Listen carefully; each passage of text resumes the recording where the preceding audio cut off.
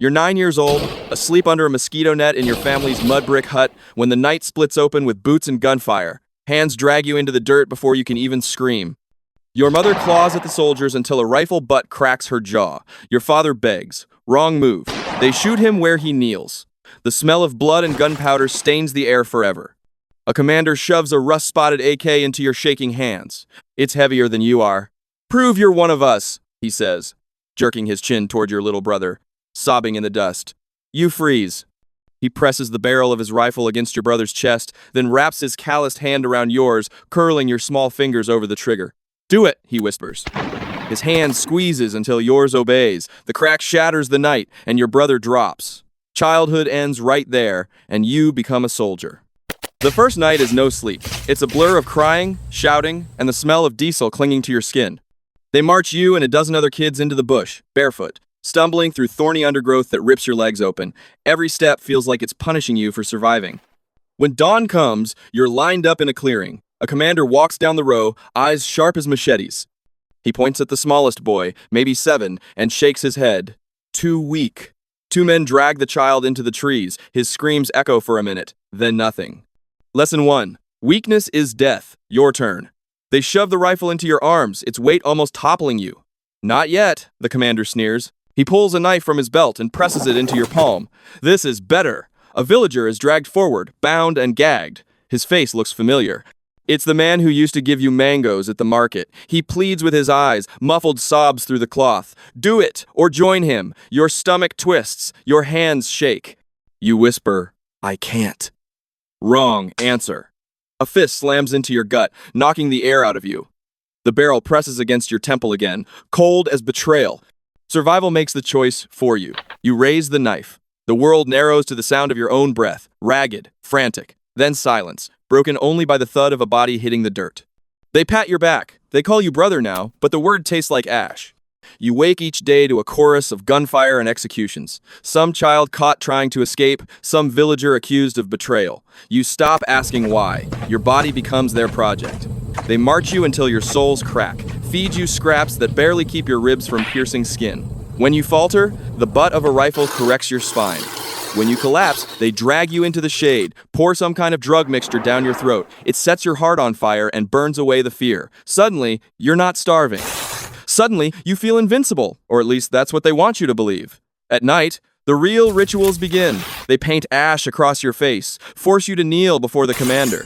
He lifts a machete above your head like a priest blessing a disciple. The army is your mother. The army is your father. The army is your blood. You repeat it again and again until the words bleed into your bones. Your name is forbidden. It's too dangerous, too human. They give you a new one, sharp and violent, a name meant for killing. Your old name fades like a dream you're not allowed to remember.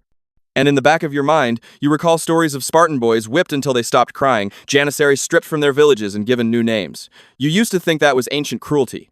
Now it's your daily reality. Different centuries, same nightmare. One night, they hand you a box. Inside, the severed hand of a man accused of desertion. You're ordered to wear it on a string around your neck as a lesson. The smell of rot clings to you for days. By the time they let you bury it, you're already numb. Numb enough to shoot, numb enough to do whatever they tell you, numb enough to survive. The day arrives without warning. Dawn breaks red, with smoke curling above a village ahead. The commanders herd you forward, rifles raised, machetes gleaming. Your heart hammers so hard you can feel it in your teeth. The village looks like your own once did. Goats tethered by clay huts, women pounding grain, children chasing a ball of rags.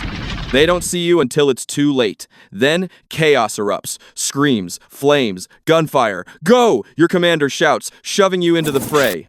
Your rifle feels like an anchor in your hands, but the trigger is just a finger away. You freeze. A boy your age bolts from a doorway, eyes wide, with the same terror you feel. For a split second, you see yourself reflected there, barefoot, innocent, unarmed. Shoot! The commander snarls. The barrel of his own rifle presses between your shoulder blades. Instinct takes over. You squeeze the trigger. The kick slams against your shoulder. The boy falls. The sound echoes louder than the gunfire around you. The whole scene runs in slow motion before you. You stumble forward, ears ringing, stomach heaving, but the killing doesn't stop.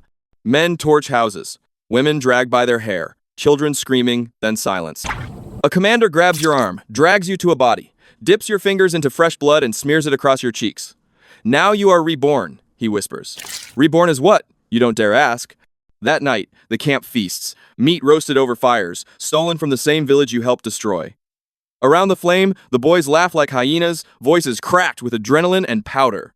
You laugh too, because if you don't, they'll know. By 15, you're no longer the trembling child dragged from a hut. You're the one storming them, kicking down doors, pressing rifles into smaller hands, and telling them the same words you once heard. Prove you're one of us. The cycle turns, and you're both cog and engine. Some kids carry rifles, others haul ammo and food, girls are taken and punished if they resist, raids blur into each other, villages burned, livestock stolen, children snatched. Some of those children cry for their mothers, others just stare at you with hollow eyes. You tell yourself you're saving them from death, but the truth gnaws at you. You're dragging them into the same living grave. There are moments of strange brotherhood. Around the fire, you and the other boys joke, share scraps of food, even sing. For a heartbeat, you feel human again. But then dawn comes, and you're ordered to march, to forget, to kill whoever stands in your way.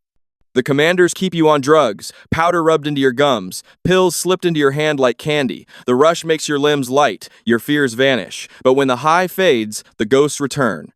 Nightmares rip you awake, faces of the ones you killed, eyes staring through the dark. You try not to sleep, you try not to remember.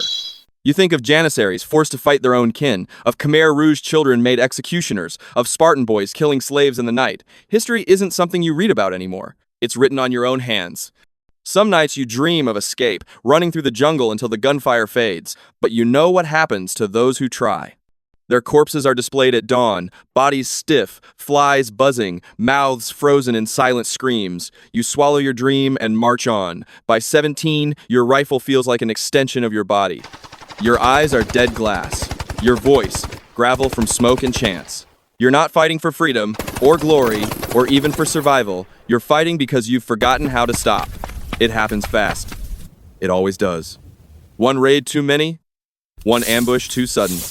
You're 17, stumbling through tall grass when gunfire tears the air apart. Bullets snap past like angry insects. A blast hurls you onto your back, the sky spinning above you. Your ears ring, your leg burns, blood soaking the dirt. The commander screams, orders, but you can barely lift your head. And then, they leave. The same men who called you brother vanish into the trees, their boots pounding, their rifles cracking in retreat. You're not worth carrying. You're not worth saving. Hours pass. The pain sharpens, then dulls, then sharpens again. By dusk, strangers in blue helmets appear. Foreign soldiers, aid workers. They haul you onto a stretcher. He's just a boy, one says, voice muffled by the haze.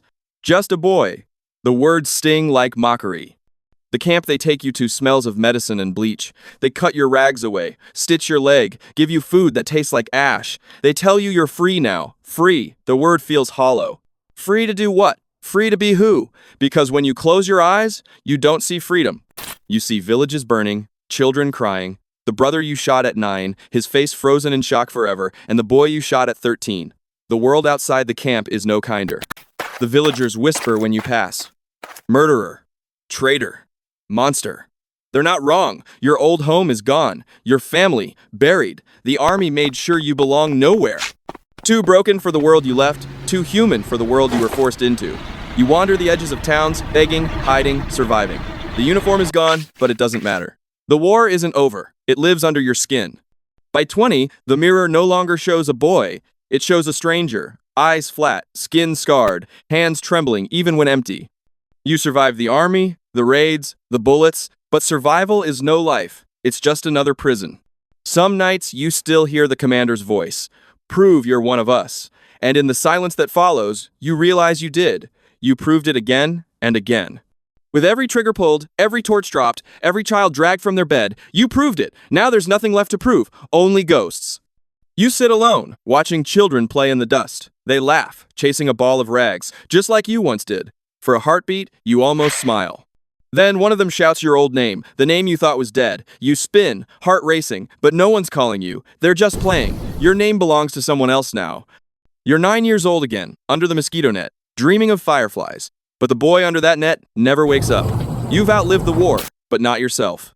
Your childhood was taken from you, and the one who took it still lives inside you.